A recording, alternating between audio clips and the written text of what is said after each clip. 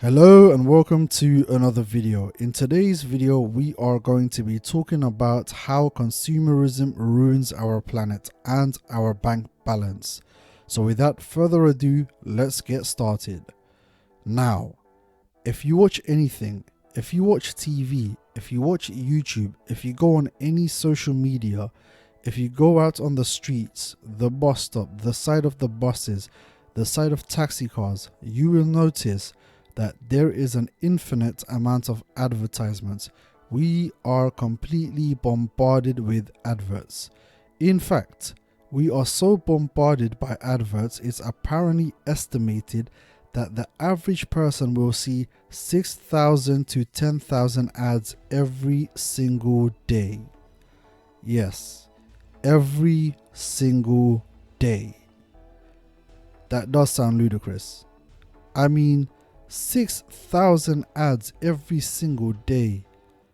I don't know about this estimate, but let's take it with a pinch of salt. But regardless, that is a lot of adverts that we are seeing on a daily basis. We are always told to buy more, to want more, to get the latest model. There's gonna be an upgrade for the item the next year and the year after that. Consume, consume, consume. The economy is backed by debt. The reason why it's backed by debt is because we are just a consuming economy. There's an iPhone that comes out, then there's another iPhone that comes out in a year or 2 years' time. There's a Samsung phone that comes out.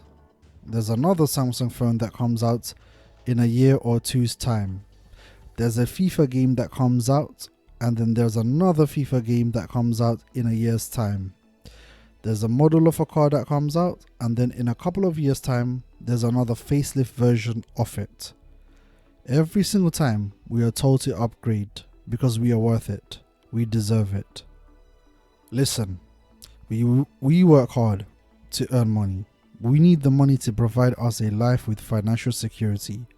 Now, if we buy into the propaganda and the nonsense that these adverts and these companies are telling us, then all we're doing is ending up on a hamster wheel where you go to work to earn money and then we spend it on these items that we do not need, but we are being told that we need, meaning by the end of the month we are broke. So instead of being able to save a lot of money, we are barely able to save anything, and some of us are in debt to pay for these items.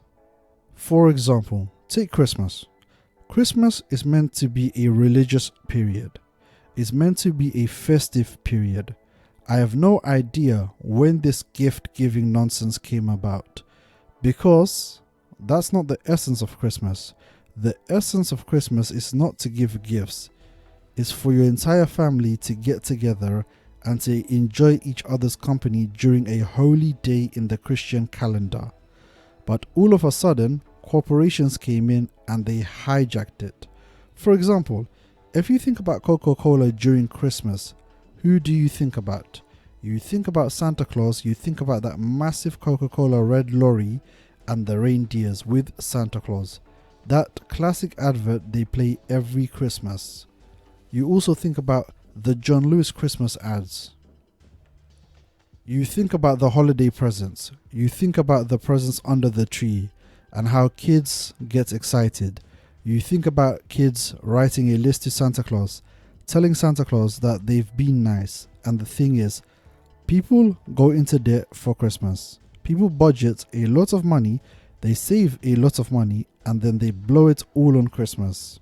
And to make this worse, Christmas is in December. Bloody Black Friday is in November. Then you have Cyber Monday in November, 2 days after Black Friday. So take a look at this. You have Black Friday in November, you have Cyber Monday in November, couple days after Black Friday, you have the Christmas period in December. Then you have the Boxing Day sales straight after Christmas Day, and then you have the January sales. So that entire 3 months, just sales and more sales. The most profitable month for any business is quarter 4. This is the most profitable month for a lot of business. For some businesses, their entire year is geared towards those months. If they don't make money that month, they've had a terrible financial year. I want you to do this. Take a pen and paper. Go around your house and note down everything that you don't use on a regular basis and haven't used it for a very long time and don't know when you will use it. Sell those items because you don't need them. Don't get sucked into these companies' marketing tactics and end up impulse buying a lot of things you don't need. Put yourself first. Don't get into debt for something that's meant to be a family gathering like Christmas. Don't believe in the hype about sales. Instead of having to buy whatever the latest trendy outfit is, buy staples, buy classics, things that are timeless and good quality. Instead of buying cheap crap for a discounted price, which can only wear a couple of times and then it just rips, which you can only wear a couple of times and then it rips, buy items that are quality, something that lasts you a long time. Fill your home with quality and useful items, things you actually use on a regular basis and is quality. Now, let's turn our attention to the environment. You see, to make all these clothing or gadgets, you need materials. You need to take materials. We need to use materials to make these items, to get them to different locations around the world. You need mass transport, cargo planes, cargo ships, cargo trains, and then lorries and vans to transport items all across the world to get them to the consumers. Now, the amount of fuel that's using, the amount of energy, electricity it takes to create these products is having a detrimental effect on our globe. And then once we've used the item a couple of times, we then toss it out into the landfill.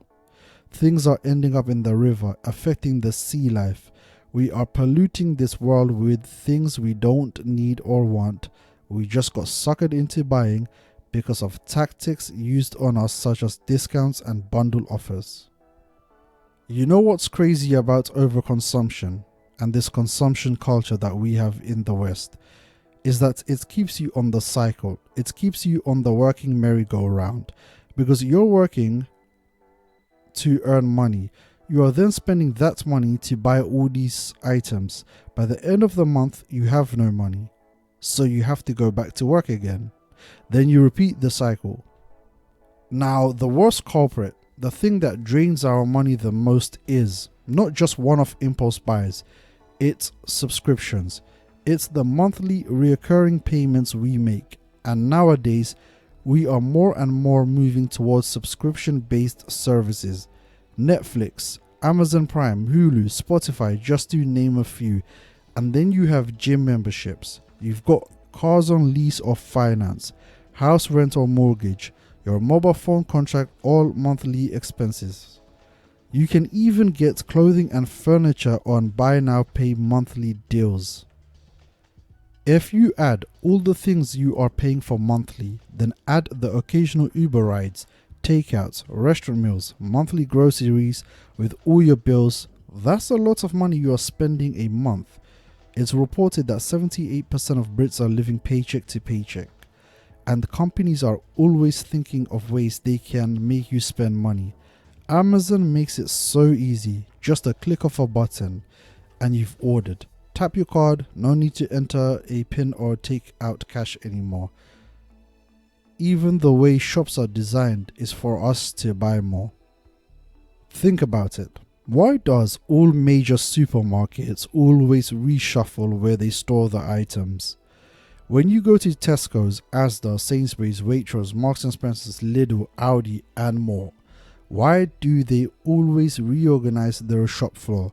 Why don't they just keep it the way it is, the way we have gotten used to it? We know where everything is, we can just go in, not have to look around and grab what we want from the aisle we already know it's located at. That is the reason. Because if the layout stays the same, then you already know where the things you need are located at. So you will bypass everything else and go to what you need to buy, being tunnel vision, meaning the store is losing money by not being able to sell other items. So if they reshuffle the floor, now you have no idea where everything is. So you spend a lot of time wandering around to find your items. But this means now you are looking at many different items, and some of these items will catch your eye and end up in your shopping basket, making more money for the supermarkets. Now, think about how many people now have to relearn the floor and the amount of money they will make from this reshuffle. IKEA does this as well, but IKEA also makes you walk through the entire store to get to the exit. So you have to walk through everything, meaning by the time you get to the counter, you have way more things in your shopping basket than you initially intended to have. And then at the counter, you have snacks to buy. Now, if you're someone who is a shopaholic, someone who ends up always signing up to every app going, then I want you to do yourself a favor. Set yourself a 30-day challenge. 30 days, you don't buy anything except for food and you pay your bills. That is it. You don't buy anything else. And for 30 days, you cancel every subscription you have. Do that for 30 days and see how much money you save.